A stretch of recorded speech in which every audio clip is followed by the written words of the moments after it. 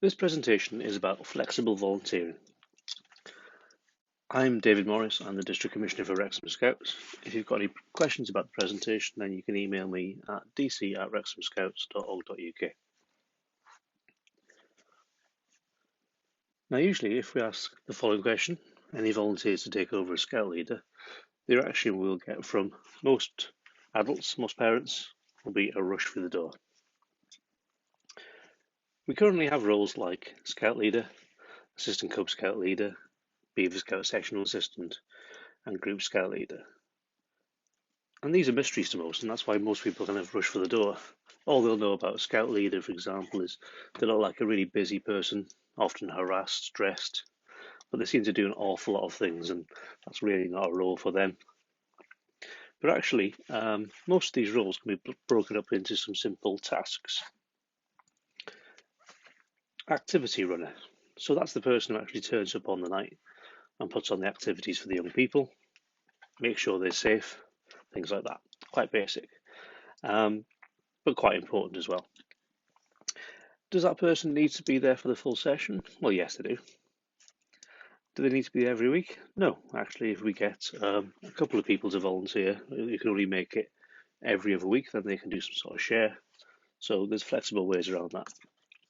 Do they need to be able to get to the meeting place? Well, yes, unless you're doing a meeting via Zoom like we have done, but most of the weeks now we'll need to get to the meeting place. And do you need to do stuff between sessions? Well, no, actually you don't. Now, most people who are already Scout leaders or Cub leaders, they'll think, well, actually, yeah, we do. We have to do loads of stuff between the sessions, but bear with me and I'll explain why that doesn't necessarily have to be the case for activity runner. Because if we split the role up a little bit, we actually have a separate person doing the program planner. So they're the ones who actually make sure there's a program plan for each week, make sure that's communicated, and make sure it's nice and balanced. Then that takes some of the role off what used to be the Scout leader's job to do it all. For example, I've been speaking to some adults and some parents recently, and one parent came up to me and said, "Actually, I'm a school teacher. Okay, so I'm used to dealing with kids, but I deal with kids all week long. And to be fair, the kids are with me all week. And the last thing they want is me turning up running Cubs or Scouts on a Thursday night or a Friday night. But I do have the skills for putting a good program together, so perhaps I could help in that way." And that person then wouldn't need to attend the session, wouldn't need to be there every week, wouldn't even need to be able to get to the meeting place. But yeah, they would have to do some stuff between the sessions. So that's another part. So if we have two people, one person running the activities and one person planning the activities, perhaps that's shared the load a little bit. Another really simple role would be a stuff getter. Now I can remember when I was section leader, used to get home from work, wolf my tea down, and then have to rush to Tesco on the way to Scouts to pick up the craft materials or the food if you're doing cooking night. Looking at my watch, thinking, "Oh God, it's 10 to 7. I've got to be there in 10 minutes' time." If I had a parent who actually came forward or a volunteer to come forward to do that for me, that would have been a really big help. It's a really small job, but it's one less thing that the activity runner would have to do. So this person wouldn't need to be able to attend this full session. They wouldn't need to be there every week. So if you can share, or you don't always need things getting every week. Do you need to get to the meeting place? Well, yeah, if you're getting stuff, then you need to be able to drop it off either before the meeting or when you drop off the kids. And do you need to do stuff between the sessions? Well, yeah, actually picking up the stuff before the meeting, but that's not that onerous. Another role is as badge recorder. Again, this person doesn't need to be at the session as long as what happened on the evening and who was there was communicated to that badge recorder, then they don't need to be there. Don't need to be there every week. Don't even need to be able to get to the meeting place, but they need to do some stuff between the sessions. Another role that traditionally is up to one of the leaders to do, but again, this could be done by somebody else. Money collecting.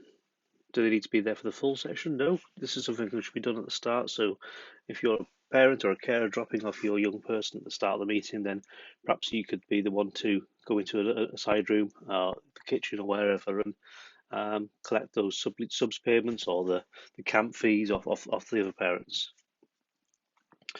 Do you need to be there every week? No, no. So that's not a commitment. It's not a weekly commitment. You don't have to collect money each week. And some groups are doing this online anyway, so there can be just someone actually can be done remotely. So yeah, if it's done remotely, then you don't even have to get to the meeting place. But if you're not doing things online and you're actually collecting checks and things like that, then you need to get to the meeting place for that. And yes, there will be a commitment to things to do between the sessions, but probably not much. Another role is communicator. So that's the person who kind of makes sure that everyone knows what's going on each week, puts a message on the Facebook group or text out to the parents or however you want to do it via OSM, for example. Need to be able to attend the full session, and they don't need to. Don't need to be there every week. Don't even need to be able to get the meeting place. They can do that all from home. Yeah, but they need to do stuff between the sessions. So every week we basically need at least 2 activity runners. Probably more than that, but two at least. A program to have been planned by the program planner. Doesn't need to be every week, but they do the program planning. They can do it in a batch of 10, for example, but they need to make sure that that was done for each week. The communicator would need to have sent out what's going on to everyone, so everyone knows what's happening.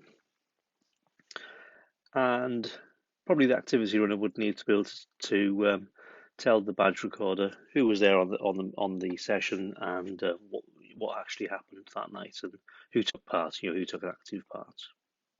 Now, traditionally, all those things have been done by one person or the scout leader and assistant scout leader. But as you can see, if we can split these up into lots of different roles, it's a lot less an onerous task. Now and again, we'd need things dropped off by the stuff getter, subs and fees collected by the money collector, promotional stuff done by the communicator. So yeah, as well as the communicator sending out texts and Facebook messages, perhaps they could help publish some photos from the night and share the good stuff that the section's doing. Now, there are some possible issues with this system compared to just one person doing it all. We'd have to fit it with the current Scout rules. So if somebody came up at the moment and said, "I'd like to be a stuff getter," then there may be some confused people around who deal with our Scout database because we don't have a role currently for stuff getter. But there are ways and means around that. We'd also need to agree who needs DBS checks, who needs certain sort of training, because there are training responsibilities with roles. We can't expect people to be an activity runner without having some sort of training on how to keep people safe, that sort of thing. So, as parents, you'd expect that. If you're a parent, you'd expect that the people who are running the meeting actually have to have the correct levels of training so they know what they're doing. Communications is probably the biggest issue. It's all very well having lots of people doing different tasks, but unless they know who's doing what, when, what they need to do, it'll all fall down. So communication is something which is key, and we probably need to make sure that one person is in charge of that.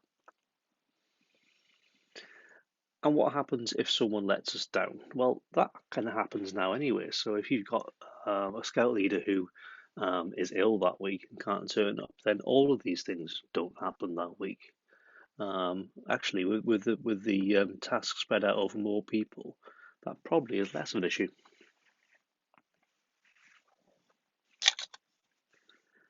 Finally, let's just look at what the existing rules we currently have, so that if people are interested in helping out, then these are the things that they need to be aware of.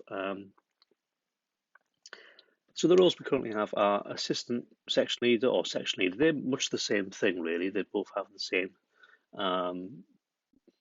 job and training requirements. Section assistant is a step down from that, a less of a training requirement. Occasional helper is that does what it says in the tin, that somebody helps out probably less than once a month. And finally, a parent helper. So the assistant section leader or the section leader is actually the person who has to be there. We have to have one person of that who has that role there each week, because they're the people who've been fully trained and know what's going on, and be able to take responsibility for the young people. The section assistants are there. Most week we should have a section assistant there helping out. Occasional helpers, to say now and again, and parent helpers can help out as well. But I'll explain the difference between occasional helper and parent helper a little bit more in a minute. So who needs DBS check out of those? All of them need DBS check, apart from the parent helper. Parent helper doesn't have unsupervised access to young people, so we don't need a DBS check for that. And the main difference between occasional helper and parent helper is the occasional helper can go on nights away activities and can be left alone with a group of young people without us having to check that they're, so they need a DBS check to do that. Parent helper wouldn't need that. Training. So the assistant section leader or the section leader would need the full training. I know that sounds quite a lot. Oh, full training.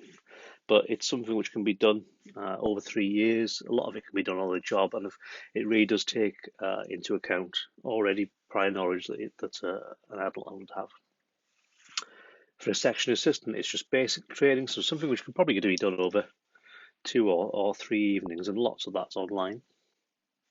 And for the other 2 roles, there's no training requirement. Do they need to be there every week? No, none of these need to be there every week. If we can get, as I said before, if we can get 4 assistant section leaders who can be there, each of them can only be there every other week, then we can cover that requirement. We can be really flexible. Can run a meeting, so it's only the assistant section leader who can actually run the meeting. You couldn't have 3 section assistants running a meeting because they don't have the full training. So you'd need at least one section assistant, at least one assistant section leader or section leader to be there each night. And finally, attend camps. So all of them can attend camps apart from the parent helper, because the parent helper doesn't have the DBS. So I hope that presentation has explained a little bit about the different roles in Scouting and actually how we can break them up. So rather than having just a Scout leader and an assistant Scout leader, we could have a team of people who can do a little bit which suits to them, whether it's actually being in the hut, or whether it's something they can do from their own homes, whether it's something where they actually have to turn up each week, or something again where they can just drop something off and then go home. Whatever your time availability, we can probably find a role for you, unless you completely have not a single minute of the week to give us. We can kind of find a way that you can help us. So please do get in touch. If you want to look at our website, which is wrexhamscouts.org.uk/volunteer, and there will be all of this information is on there, and you can sign up on there if you can help us. Thank you very much for listening.